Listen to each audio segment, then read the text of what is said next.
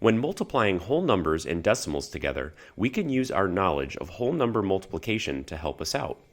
Let's use 1 and 1400ths times 12 to demonstrate.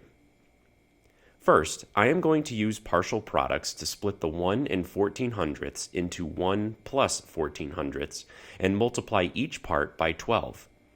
I can easily multiply 1 times 12 together, so let's look at our second subproblem.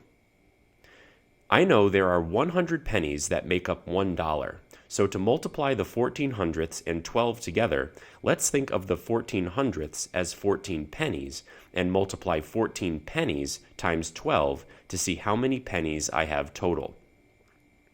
To multiply 14 and 12 together, I can use any of my whole number multiplication strategies that I've learned before.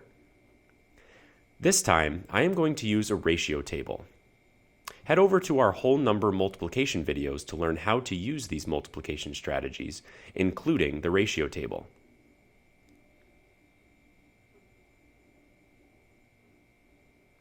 Now, I have 168 pennies, and if I know 100 pennies equals $1, then 168 pennies would be $1.68.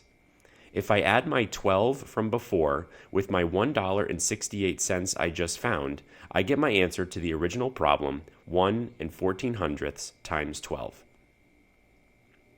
To save myself a step, I don't always have to split my decimal number into a whole number and a decimal number using partial products, although that is often the most efficient method. Instead, I can think of the entire decimal number as a number of pennies. Using 2 and 3200ths times 26 to demonstrate, I can think of this instead as 232 pennies times 26. Using any of the multiplication strategies I've learned before, I'll multiply 232 and 26 together to get 6,032 pennies. If 100 pennies equals $1, then 6,032 pennies equals $60.32, making 60 and 32 hundredths my answer.